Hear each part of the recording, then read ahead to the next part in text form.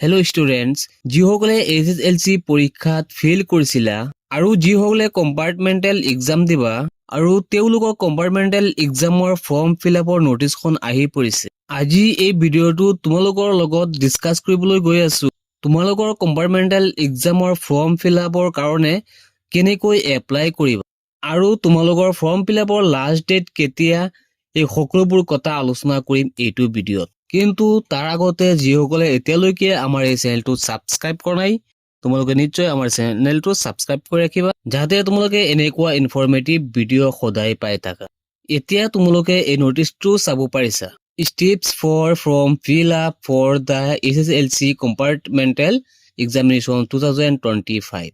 এক নম্বৰত দি আছে প্লিজ ভিজিট seva registration.org। সেৱাৰ যিটো অফিচিয়েল ৱেবছাইট seva.registration.org, এই ৱেবছাইটটোত তোমালোকক যাব লাগিব। 2 নম্বৰত দি আছে click on the school login. তাত তোমালোকে ক্লিক কৰিবা। seva.registration.org ত তোমালোকে লগইন হ'ব লাগিব। User ID and password will be same as the class 9 registration portal. If user ID and password is lost, then please contact the member secretary.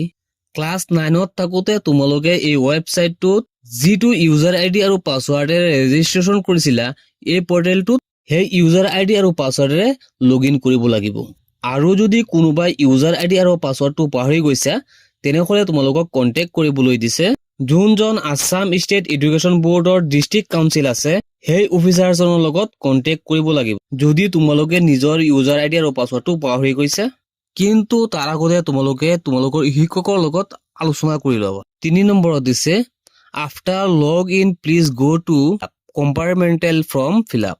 3 নম্বৰত login হোৱাৰ পিছত তোমালোকে কম্পাৰ্টমেণ্টেল ফিলআপ যিটো আছে এই অপশ্যনটোত তোমালোকে ক্লিক কৰিবা। 4 নম্বৰত দিছে ক্লিক অন এপ্লাই। সেই পেজটোত যোৱাৰ পিছত তোমালোকে এপ্লাই নামৰ এটা অপশ্যন পাবা। এই অপশ্যনটোত তোমালোকে ক্লিক কৰিব লাগিব, এপ্লাই নামৰ অপশ্যনটোত। 5 নম্বৰত দি আছে List of eligible candidates for SSLC Compartmental Examination 2025 will be populated.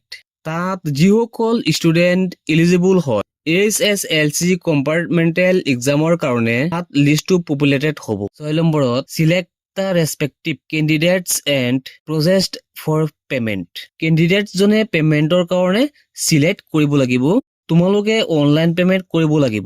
SBI online মোডত নাইবা SBI চালানটোত কৰিব পাৰিবা। 7 নম্বৰত দি আছে after successful payments please go to payment. পেমেন্টটো সাকসেসফুল হোৱাৰ পিছত পেমেন্টটোত যাব লাগিব।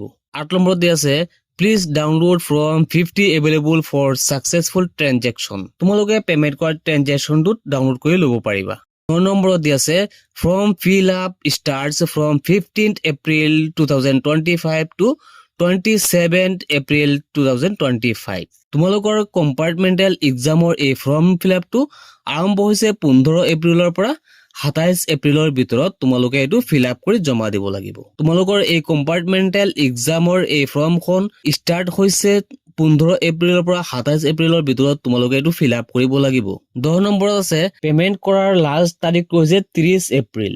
পেমেন্ট নকৰাকৈ যদি কোনোবা কম্পাৰ্টমেণ্টেল এক্সামৰ ফৰ্ম ফিলআপ কৰি জমা দিয়া তেনেহ'লে তোমালোকৰ এই ফৰ্মখন ৰিজেক্ট হৈ যাব, অৰ্থাৎ কেনচেল হৈ যাব। আজিৰ এই ভিডিঅ'টো এইখিনি আছিলে, লগ হ'ব নেক্সট ভিডিঅ'।